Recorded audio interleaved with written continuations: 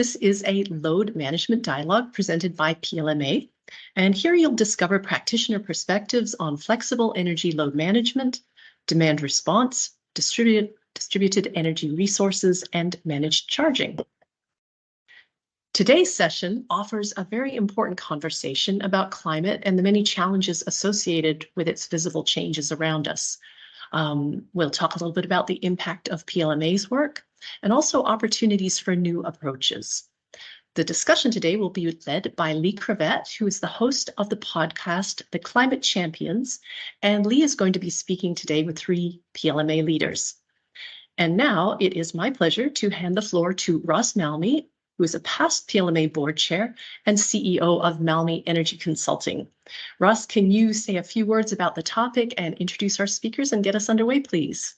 Sure. Thank you very much, Judy, and welcome everybody to this webcast. And exciting subject. Lee is definitely an expert on the mitigation of climate change. And he is the CEO of Krevat Energy Innovations for the last 5 years. Prior to that, he was in charge of the demand response programs at San Diego Gas and Electric. I think he tried to retire, but was unsuccessful at that, but just like I have been, and felt that he had more to contribute, and he certainly does with the program that he has underway with the Climate Champions, which is really, if you haven't had a chance to listen to these are really entertaining. So joining me in this panel will be Jenny Rome. Jenny is with Schneider Electric. She's also in the executive committee of PLMA, and she's a senior manager of utility solutions at Schneider Electric. And also I'll be joined by Michael Brown. Michael Brown is a director of energy solutions at NV Energy, past chairman of the PLMA, and also a co-chair with me on the international interest group. So without further ado, take it away, Lee. Well, thank you very much, Judy, and thank you very much, Ross. You said the retire word. I was told by one of my former bosses, ex-president of San Diego Gas and Electric, never to even say the word. Just don't say the word. So I try not to. Let's see. So yeah, I'm just going to ask you a bunch of questions that I ask on my podcast, a little bit simplified and quicker because we don't have as much time. And there are 3 of you. I usually just interview one person. But first off, I'd like to know what inspired you? What was your motivating moment that got you engaged in the fight against climate change? Michael, do you want to start us off? Yeah, sure. I'd be happy to. So Lee, that is an interesting question. I think it's for me kind of it's been a lifelong journey. When I was in my formative years as a child, I did a lot of time in scouting, and as a scout, you spend a lot of time outdoors. You spend a lot of time on service and conservation projects, and just learning about the environment. But at some point, right, you have to figure out how you're going to make money and live your life. And when I went to school, I studied international relations and chemistry, right? Because I got a little bit of this, a lot of the social sciences, and then some hard sciences. I still didn't know quite what it was I wanted to do. But through all of those experiences, even in college, part of my extracurricular activities were related to environmental organizations. But afterwards, when I was sitting down trying to pull all these things together, my college roommate, Mark Sigrist, he gave me a book. He said, "I think you'll like this." It was Daniel Yergin's The Prize. And I was not able to put this thing down. And when I got finished reading this book, a lot of the dots and the life experiences that I had started to come together. I said, I know exactly what I want to do, right? I want to get into this energy industry, but I want to focus it on demand side management and energy efficiency from the perspective of helping to resolve conflict, right? So in the early days, what comes out of those pages in the prize is this theme of the global conflict that is caused and the competition derived from the, fossil fuel based economy, and this fight over resources. And so I thought, all right, well, from an energy independence perspective, I can do a couple things. I can help, in my own small way, if I focus on energy efficiency projects, I can help with energy independence, and that will help the environment, and that will help reduce conflict in the world. And so I picked up the phone. I started calling different organizations to figure out how I could help. And I wound up with a guy on the phone named Larry Good. At the time, he was working in Washington, D.C., and he was the president of the National Capital Chapter of the Association of Energy Engineers. I told him what I wanted to do. He's like, oh. He's like, okay, well, I can help you with that. Why don't you come work for me? And he was an independent consultant. I said, okay. And so I went and I worked. I started out in Larry's kitchen, and he taught me the ropes, and then launched my journey and starting out in energy efficiency, eventually into demand response. And so that's kind of how I got where. That's kind of how I got started. Yeah. That's a great story. Hey, Jenny, can you talk about your motivating moment? You're on mute. My journey is a lot less intentional than Michael's. I followed cool work and ended up in the energy industry, and working for a utility a long time ago, more than 2 decades, less than 4. And for me, it's about using the resources we have wisely. There's no such thing. I don't believe there's any such thing as totally clean energy. There's sources that are better than others, but everything has an impact. So for me, it's about using the resources in the best way to do the least amount of harm.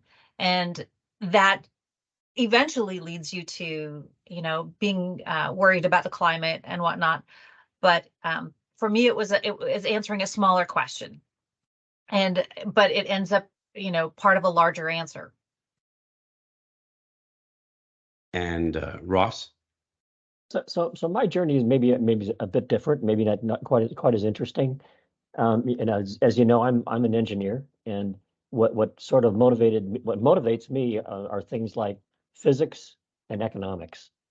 And way back around 2000, when I was actually part of the great first electricity train wreck in California, if you remember that. And I had this goofy idea: if we had ever get the retail electricity customer to compete against supply in the wholesale market, we'd mitigate a bunch of this Enron craziness.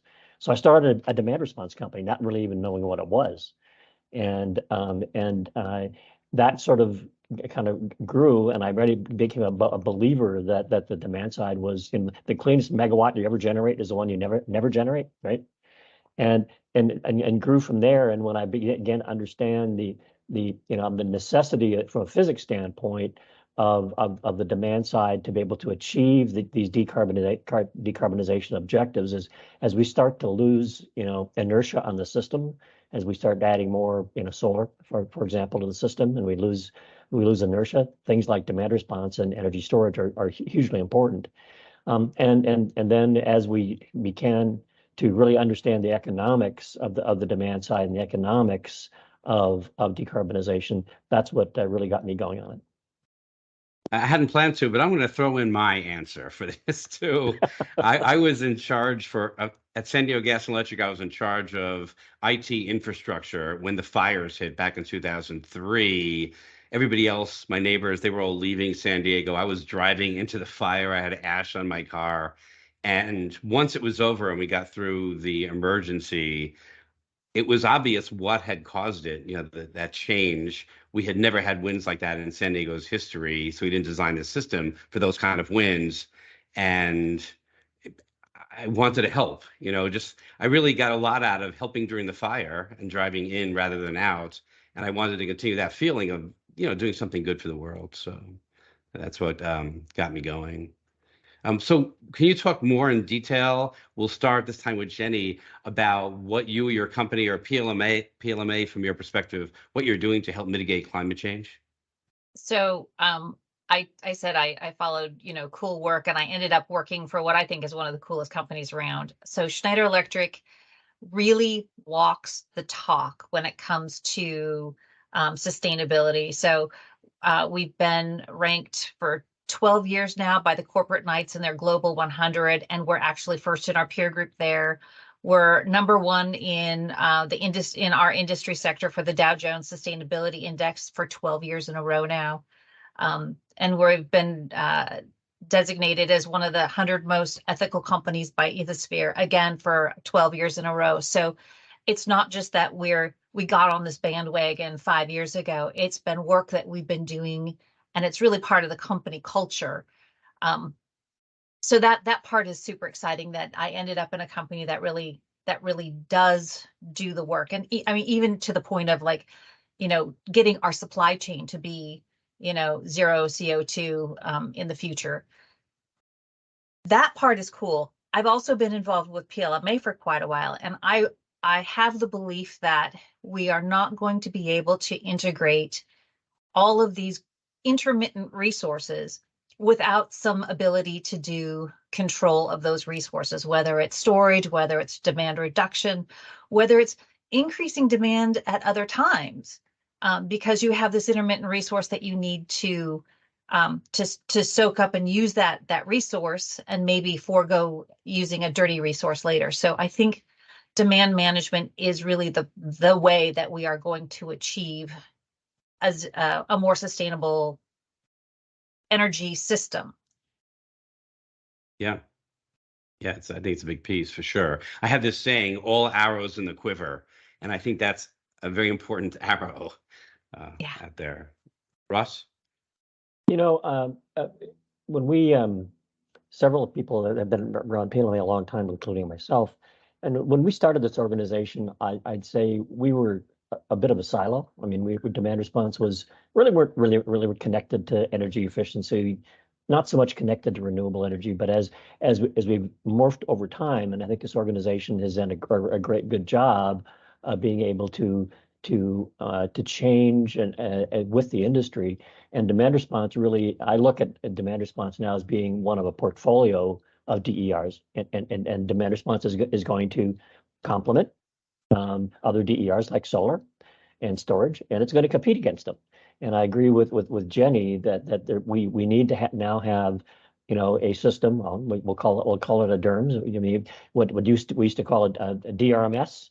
Is now going to have to be able to be modified and expanded to become the DERMS, and these are going to be the essence we're going to have in order to achieve those decarbonization objectives. And even just recently, in the last 12 months, this organization has really taken on the task of electricity charging infrastructure, and we now have an interest group on EVs, and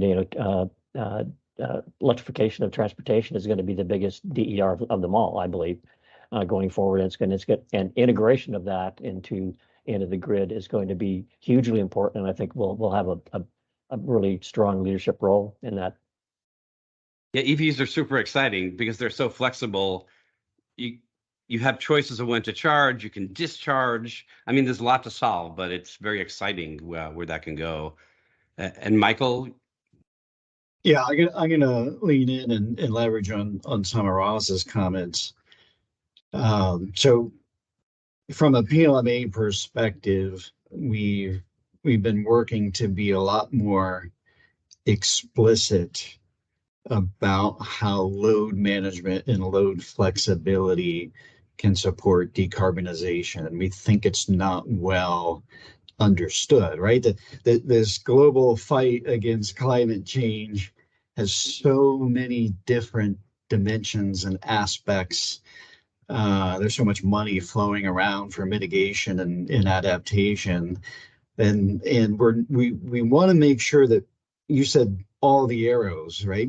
We say we're one of the tools in the tool chest that can also help achieve decarbonization objectives by growing and expanding our capabilities to deploy load flexibility programs and technology. So we've established, we actually have a specific strategic task force, right? It's headed up by Dave Allspector, and it came out of one of our strategic retreats. It was Rich Barone and Robin Maslowski really leaned into setting up this task force and getting it rolling. And it's all about trying to recruit new folks to PLMA that are involved in the fight for climate change, but may not understand what demand response is or what load flexibility is or how it does the things that Jenny talked about, right? It helps increase the adoption of renewables by helping deal with the volatility. And so we're trying to create materials and case studies and establish some best practices to help people understand, well, what's our niche? You know, what's our role in this industry?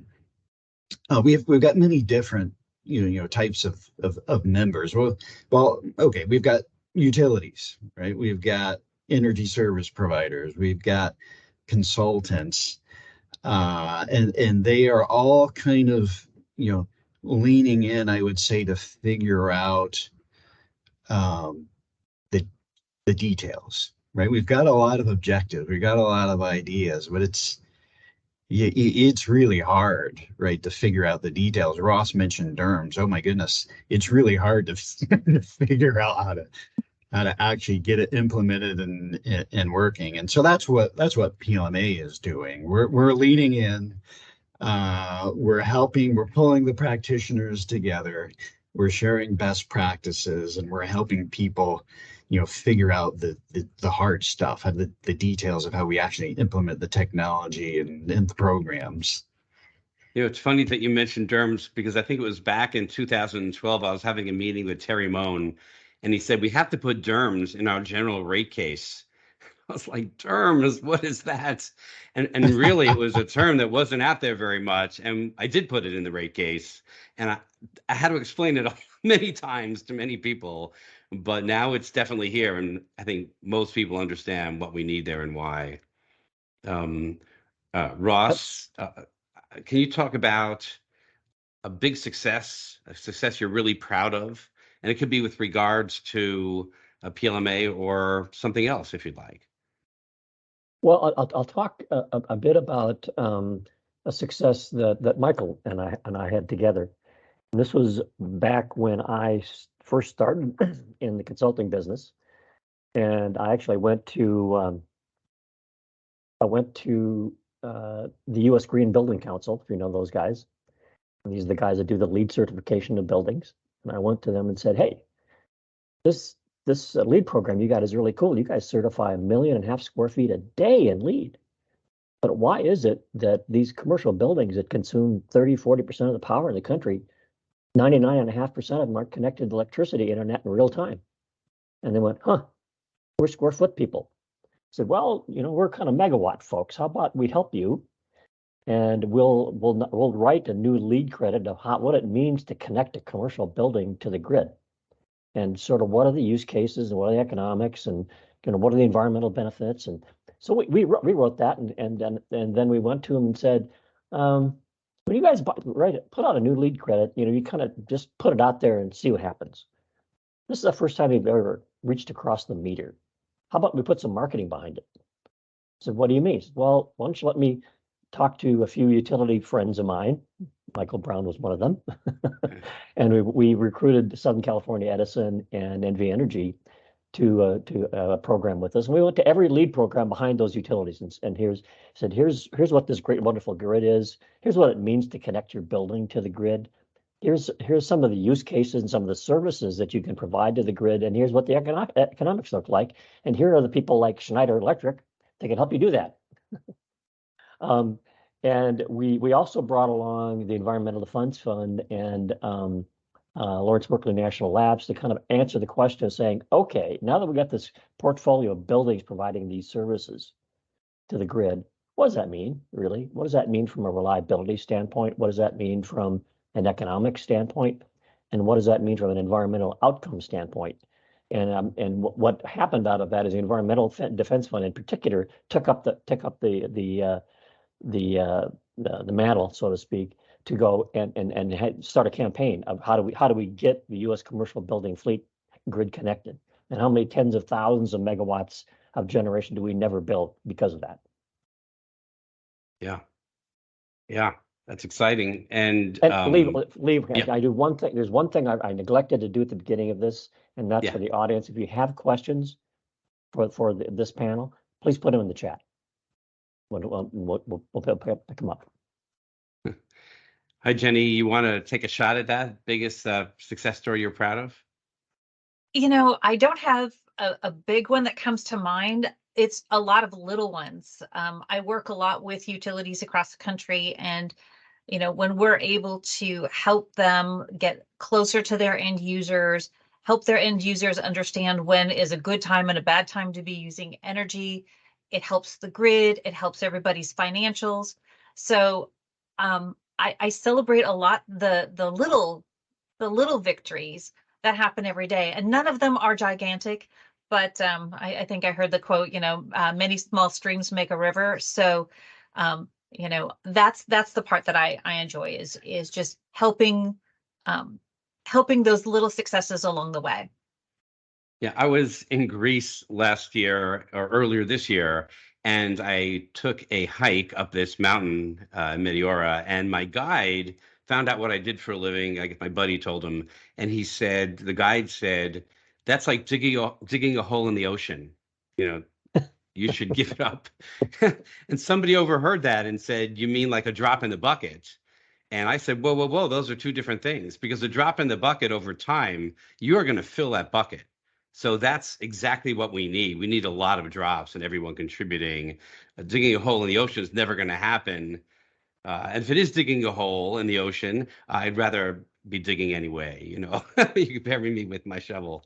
But yeah, I think we need those little victories. I don't think there's any silver bullet that just solves everything. Michael, success story that you're proud of?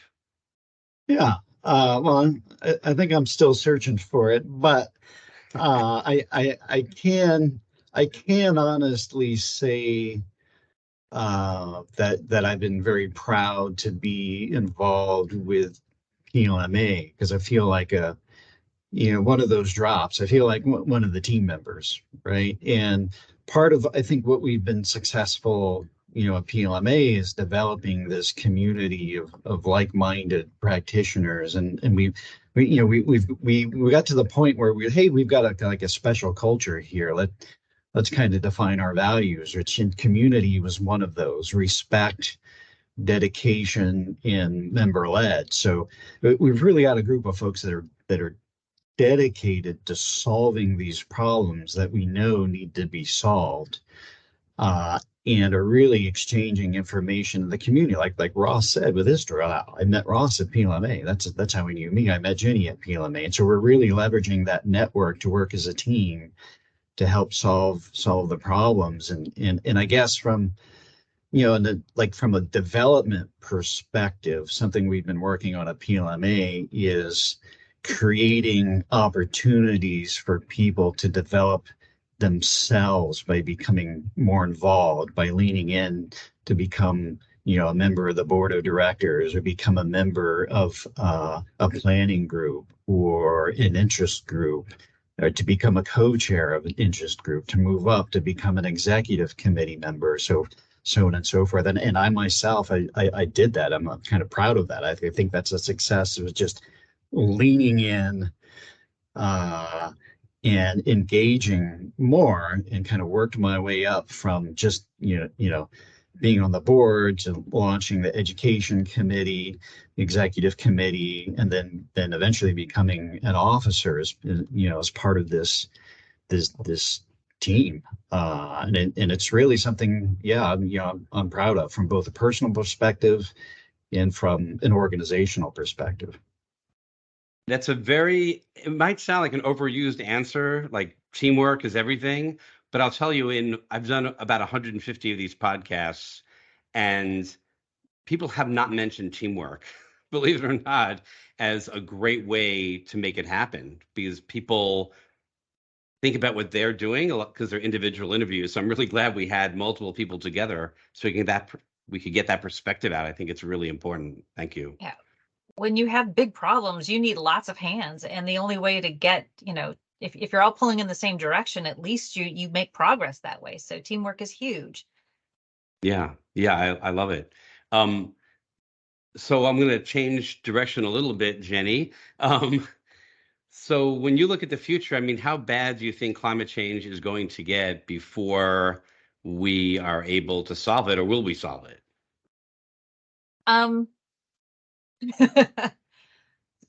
Probably. The tongue-in-cheek answer is I used to do a lot of behavioral or organizational behavior stuff, and people behave the way they're going to behave until it's too painful to do so. I mean, people will do what they're going to do until whatever behavior it is. And so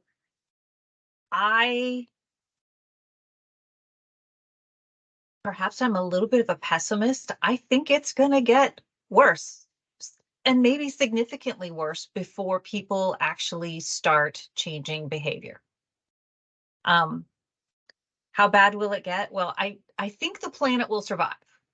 The planet has been through lots of temperature changes over time. The question is whether we're going to be around to see it. Yeah, I do a little bit of stand-up comedy, and it's always involving climate change, all my jokes. And one of my openers is that recently, I forget who it was, I think it was Bill Gates, said that, hey, the planet will survive. And like, to me, it's like, big whoop, I'm not a planet. That doesn't do any good. I had no idea Michael. Bill Gates said that. Oh, huh? I had Somebody said it no recently. idea. It's been said a lot, but I think recently it might have been Bill Gates that said it. Yeah, but he didn't say it first. Just Yeah, most recent. I don't think that means that we shouldn't be working hard towards a solution. As we talk about the many hands, I mean, it's going to take a lot of people pulling in the same direction. And I also think focus is going to be really important. I think a lot of people are do too many things at once. Either climate change is something that they want for a different reason, but I think we need to actually be focused on getting the solution instead of too many things all at once. Yeah, agreed. Michael, your thoughts about the future of the planet, future of people? Well, sure. I mean, you asked, do you think we'll be able to solve or figure out a way to mitigate climate change? And of course, yeah, absolutely. I do. I mean, and we already are, right? We already are. So it's a question of the extent to which we can mitigate. And of course, I mean, the conversation is, well, it's already too late, right? We missed some key targets, and now it's about adaptation too, right? So there's a whole bunch of time, effort, and money now spent on preparing and adapting for what we know is to come. I wish I was more of an expert on exactly how high the sea levels are going to rise, and how many millions of people are going to be displaced already without us not being able to do too much about it. But so right, that doesn't mean we shouldn't lean in and double down on whatever we can do. Yes. To mitigate, right? I think that's what we've got to do. Yeah, it'll get pretty bad, but that doesn't mean we shouldn't all keep working as hard as we can on the mitigation efforts. Yeah, gotta keep shoveling, or at least contributing drops. That's right. Because without it only gets worse. Yeah. If we don't keep working. Yeah, I don't think there's an option.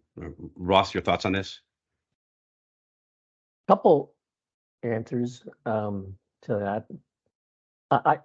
Today I just read the annual report for the Rocky Mountain Institute, RMI, and you take a look at that thing, and you see that both Europe and the U.S., the energy intensity is sort of flattening out, maybe a little bit less, and then you see China. And it's on an exponential curve still. So my belief is until we can rein in, or until we can get China and we can get India in the boat, we're fighting a losing battle. But doesn't mean we shouldn't fight, right? Doesn't mean we shouldn't fight, but I mean, Yeah. you said, how bad can it get? Yeah. It's not going to get appreciably better until we get the other global economies in the boat with us. The second thing that I'll say is, and this is for me is deja vu all over again. If you remember back in 2004 with the ARRA funding for Obama, and all of you and utilities, and you were one of them probably, were rushing to see how fast we can buy meters at half price, right? And it was all about the hardware. And I was screaming at the top of my lungs at the time, it isn't about the hardware, it's about the data. And we put in a bunch of hardware out there that actually became more like boat anchors. They didn't get the job done. I feel we're on a very similar trajectory right now with the Inflation Reduction Act and the way we're doing electrification right now. In fact, one of the things at PLMA we're taking a look at is how do we harmonize, the electrified transportation industry and the grid, because right now they're not on a convergent course, and we absolutely need to be able to have communication, coordination, control between those two, and we're a long ways away from that. So I think if we took, my view is if we took a breath and make sure we're doing the right thing, not just doing it fast, but doing it fast and right. Yeah, we were guilty. we didn't win our ARA grant. I helped put it together. It was pretty exciting. We had every officer in the company, well, in SDG&E signed it, and we thought we had a great $200 million ask. But we didn't get it. So, but we probably would have had a lot of data that we didn't do anything with if we did. We already started our smart meter program, so we didn't ask for that. So what advice do you have? And you can be PLMA centric, or you could go off the board a little bit. But what advice do you have for people that want to help mitigate climate change? And we'll start with Michael. Oh, okay. Well, since you invited me, I'll be a little bit PLMA centric first. Look, if you don't know who PLMA is, learn a little bit more about us and come to the conference. Come to some of our interest groups. That's the first set of advice I would have, is at least understand what our role is and what the role of demand flexibility and integrating renewables and climate change is. Even if you're not an expert, even if that isn't your niche, at least to learn what that resource is. And then I guess to follow up on that, from a personal perspective, is well, find your niche, right? It's such a huge fight, like I mentioned before, with so many different aspects, and you can't be an expert in all of them, right? So find your piece, and lean in and just do your best at what it is that you do best is really kind of my advice. Yeah. And Ross? So, the thing that I look at is,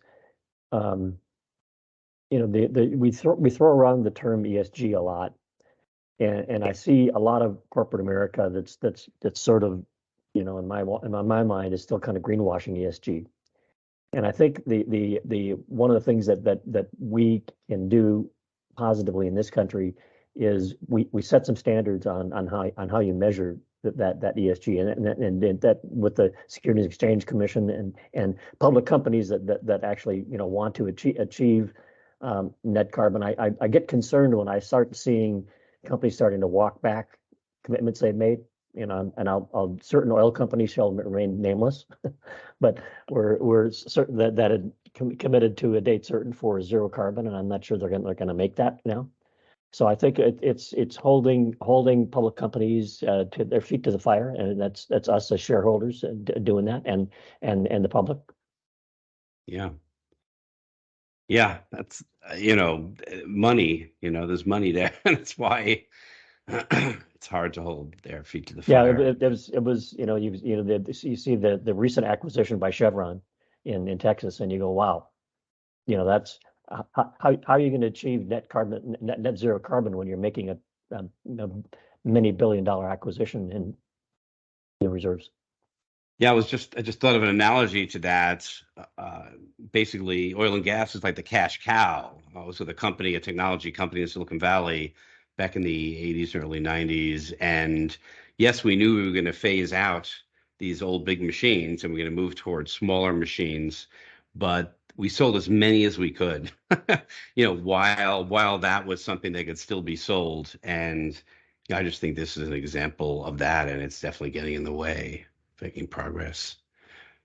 Jenny, advice? Advice from me would be do what you can when you can. And thinking specifically about PLMA organization, this is an organization that is volunteer driven. The number of staff that are part of this organization is very small, smaller than one handful of fingers.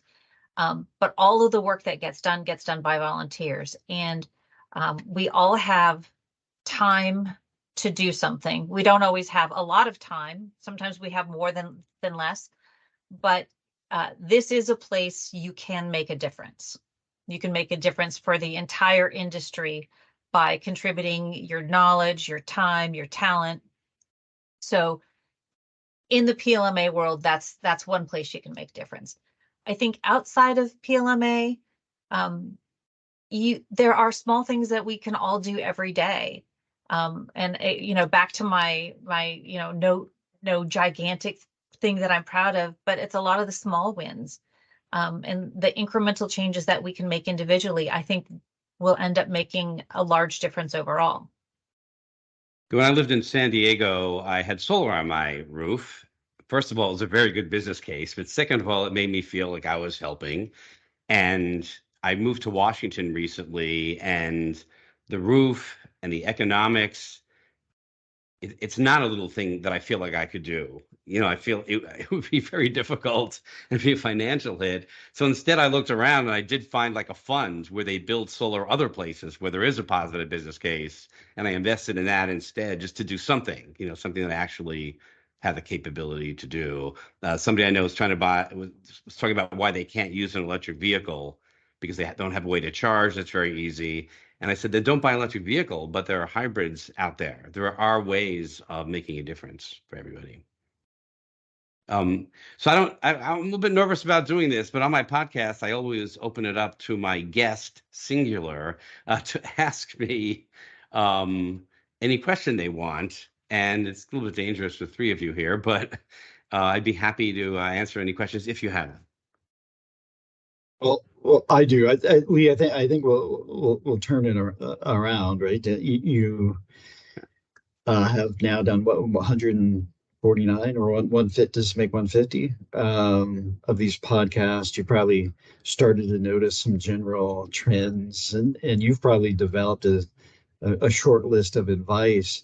Well, for an organization like PLMA, understanding that, as I described, the types of members that we have, and how we're trying to get the message out there about how demand flexibility is one of these tools that you need to be cognizant of and learn about. What would be your advice to us, right, as an organization for recruiting more like-minded individuals, or letting other folks know what our role is in decarbonization? Well, it looks like you're growing pretty well from what I saw. So I'm a little jealous. I'm with a number of organizations and we don't have those kind of numbers. So congratulations about that. You must be doing something right already. But, selfishly, I'm going to answer it this way. I think you can tie it to climate change.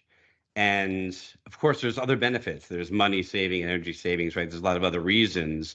But I think there are lots of forums where the message of how it helps with climate change will go over very well. Giving examples of that and communicating that clearly. I helped launch a company a few years ago where they reduce data storage. And I have this rule. I don't want to spend my time on things that aren't climate related because I only have so much time. And it's the issue that I'm passionate about. But this person said, well, isn't less data storage, doesn't that help with climate change? And I actually dug in. It's less energy. It's less, if you can reduce the amount of data storage drives, less shipping costs, less construction costs, manufacturing costs. There's less electricity, less HVAC. So there's an incredible number of ways that it helps mitigate climate change. But he wasn't talking about those until I asked. And now we've developed a little pitch together. So I think developing a good climate change pitch in addition to the other pitches that you have, and not maybe you already have done that, but I think that can be very helpful, especially with people understanding more and more about what's going on with the planet.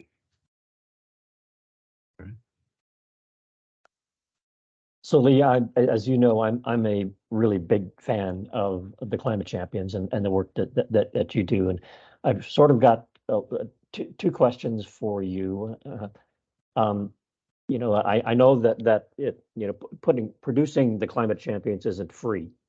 It costs money, and I know that you are not so much of a self-promoter here, but I do know maybe you could say a few words about sponsorship of the Climate Champions and what that means.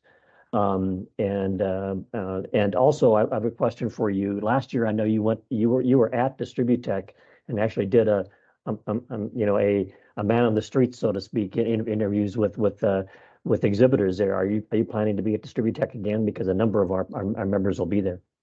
Well, you put a lot of questions in there at once, and I'm too old to remember all of them, but you can remind me as we get to them. I think first you asked about sponsorship, and first I want to let everybody know Ross has been very helpful to me. He wants to see the success of the Climate Champions, and I really appreciate that very much.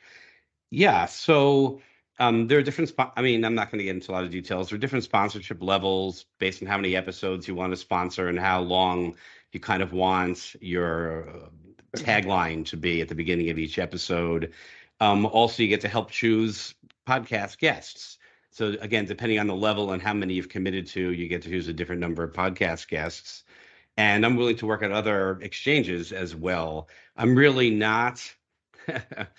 Ross doesn't like me to say this, but I'm really not in it for the money. So the biggest thing that I'm looking for is to expand listenership and expand the message and have all the great things you are saying get out there to as many people as possible. So that's really the focus.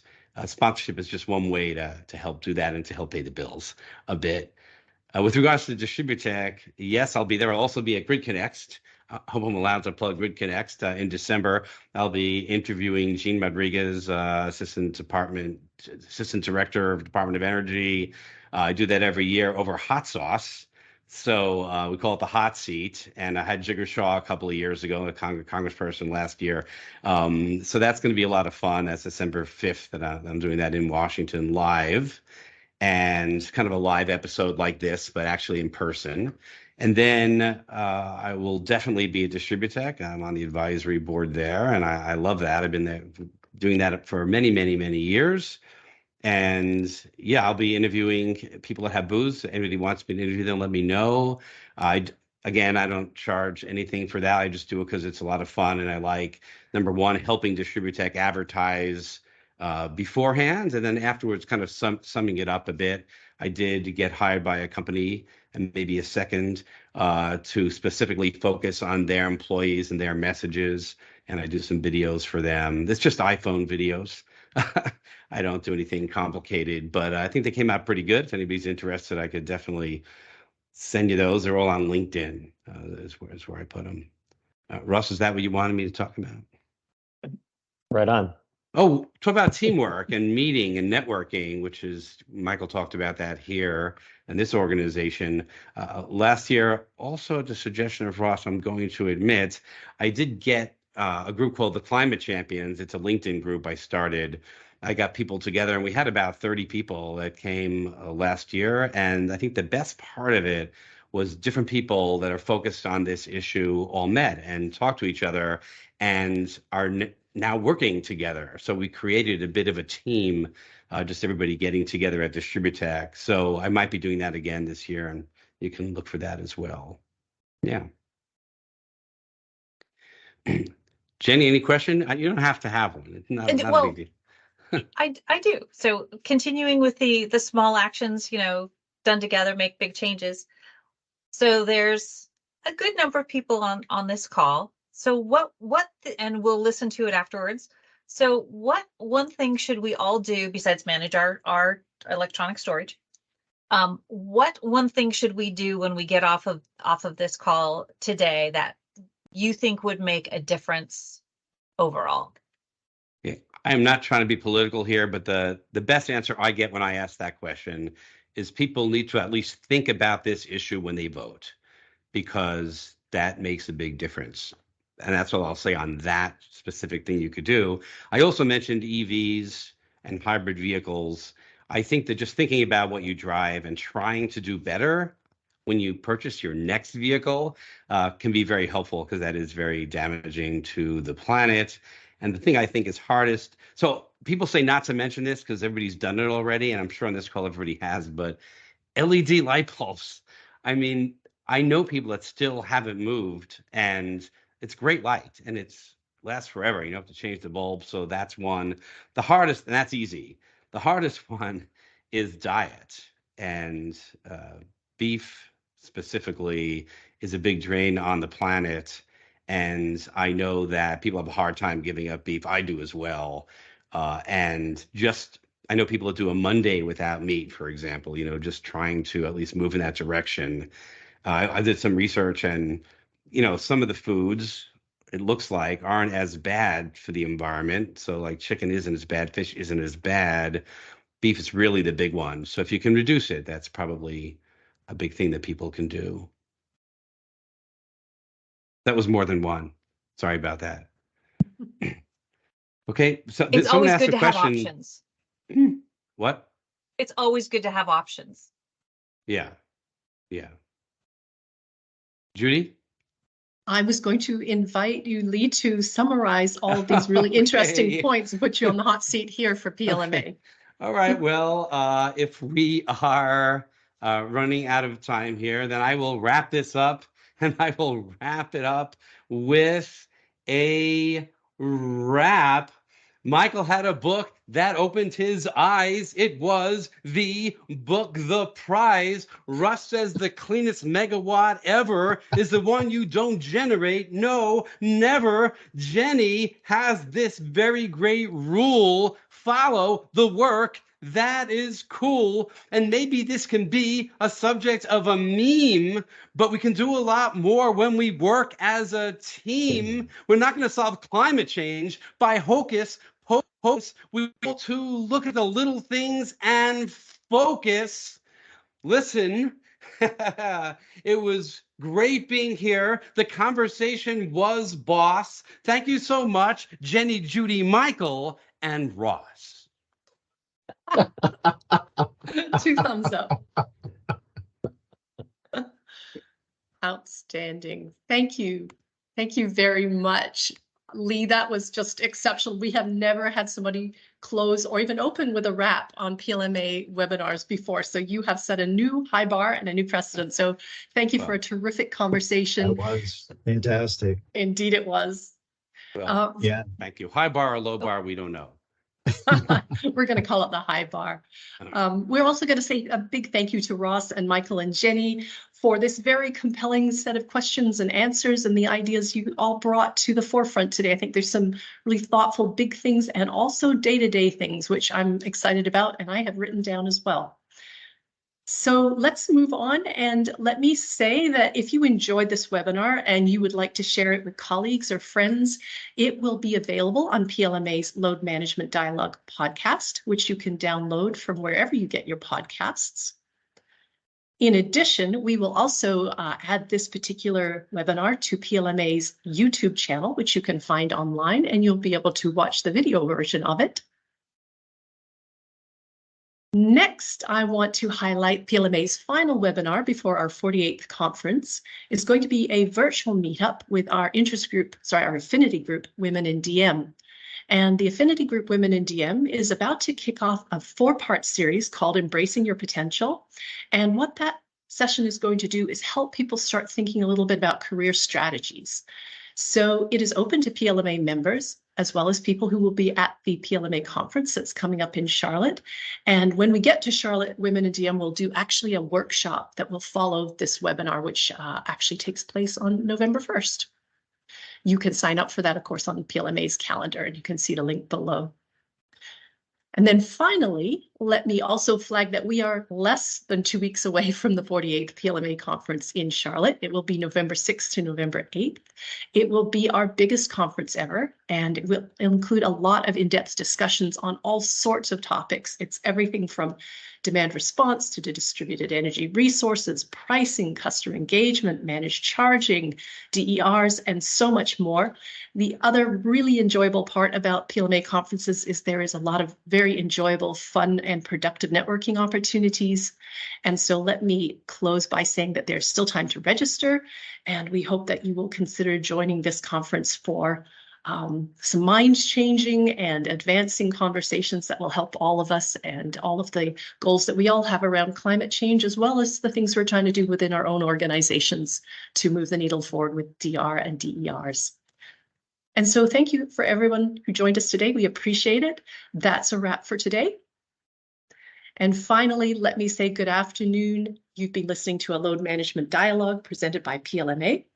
To learn about upcoming dialogues and for an archive of past recordings, please visit our website, peakload.org, or your favorite podcast platform. And this concludes this edition. Thank you, everybody, and good afternoon.